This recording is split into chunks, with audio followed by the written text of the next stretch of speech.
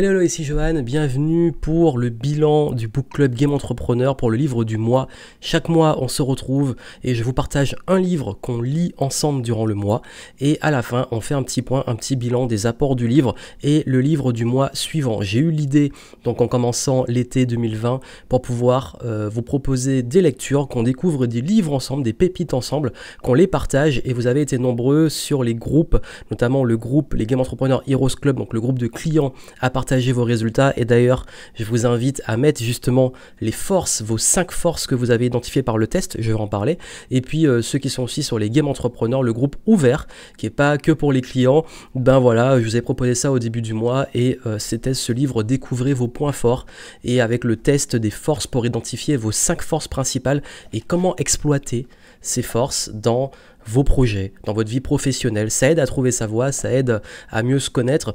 Et comme je dis, le but n'est pas de s'enfermer dans le test et faire que sa vie perso et pro va tourner autour de ça, mais d'avoir toujours des outils, des tests qui permettent de mieux se connaître. Et je suis très content parce que c'est l'un des livres, le Strengths Finder 2.0, donc voilà, c'est marqué là en fait, qui a été traduit, qui a été un des livres qui m'a beaucoup marqué à l'époque. Et d'ailleurs, je vais vous parler du test que j'ai eu, mon résultat, et la différence avec, en fait, je suis étonné de voir que j'ai pas eu le même résultat que la première fois que je l'ai fait il y a 10 ans.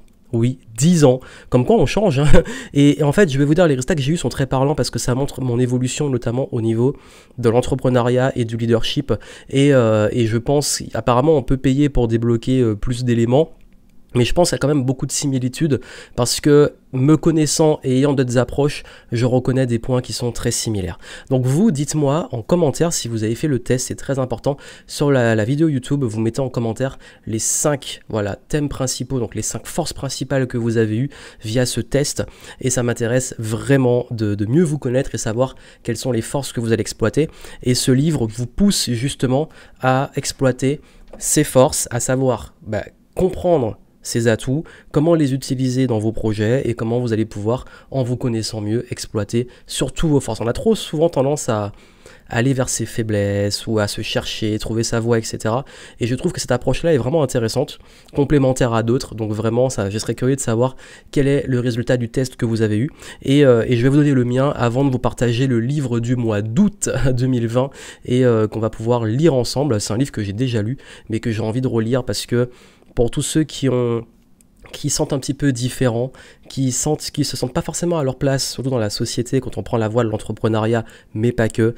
Je trouve que c'est un livre magnifique et il est facile à lire. On y revient pour le livre du mois d'août.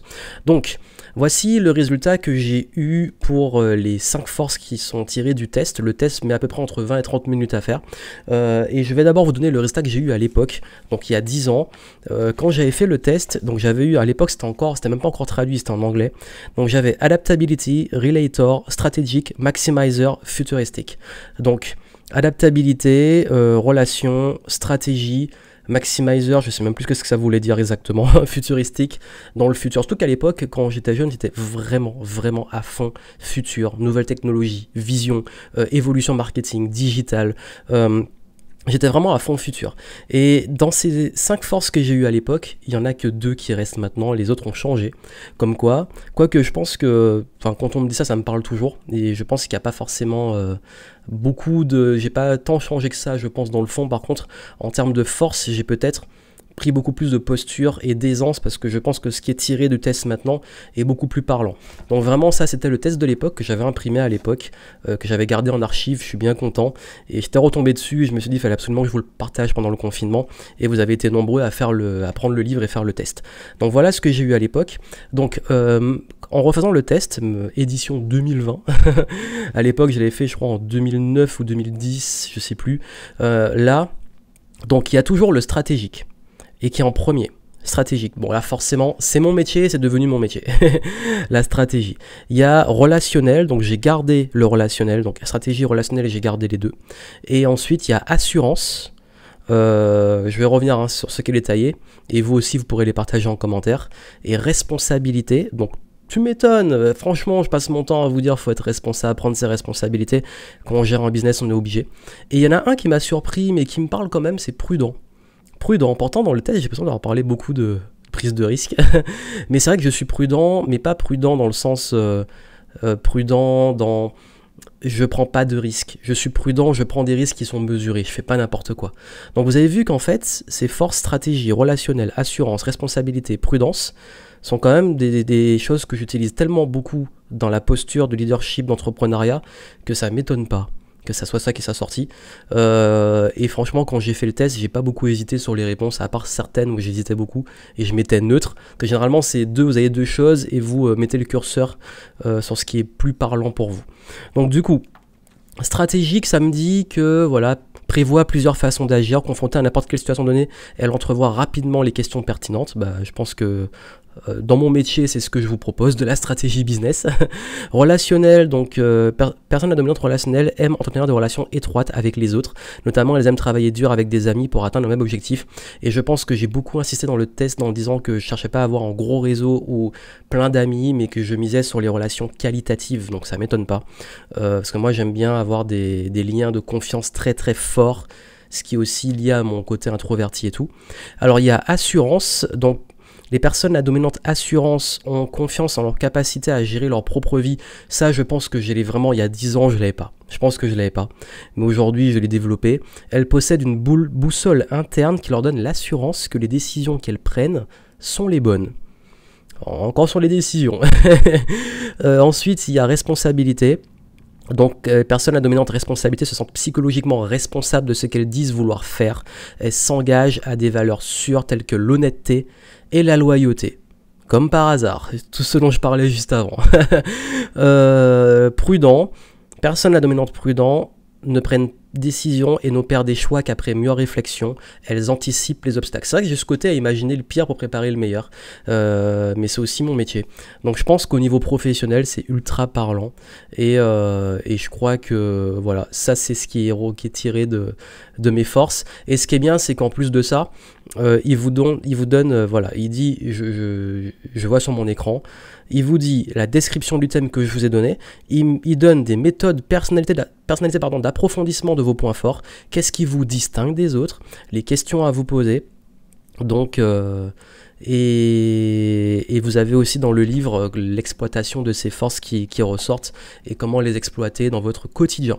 Donc, je trouve que c'est ultra intéressant. Franchement, si vous l'avez fait, partagez en commentaire qu'est-ce qui est sorti pour vous, et si vous ne l'avez pas fait, je vous invite fortement, je vous mettrai quand même en description, de le commander. En fait, ce qui se passe, c'est que vous avez beaucoup du livre qui explique le concept, le test, etc. Et vous avez ensuite les différentes forces qui sont développées, et vous avez en fait ici, vous découpez, vous ouvrez, et vous avez un code qui vous est donné, et ce code qui a gratté vous emmène sur un site. Et donc c'est à usage unique, vous créez votre compte et vous avez votre test. Donc voilà, donc en plus ils ont fait un petit upsell pour avoir plus de force. Je vais m'amuser, je vais le faire, et j'en parlerai peut-être sur le groupe. Je vous tiens au courant. Donc voilà, c'était super intéressant. Et moi j'ai hâte d'avoir vos commentaires, et je vais vous dire un peu quel va être le livre du mois d'août qu'on va lire ensemble. Donc ce livre, c'est Jonathan Livingston, le goéland. Jonathan Livingston, le goéland de Richard Bach. Super livre, vous avez vu les petits, hein, pour ceux qui voilà, veulent une lecture sur la plage. J'ai fait exprès de le prendre parce que franchement, c'est un livre qui est idéal pour l'été. Voilà. Vous allez vous mettre dans la peau de ce goéland et vivre son histoire. En fait, c'est difficile de...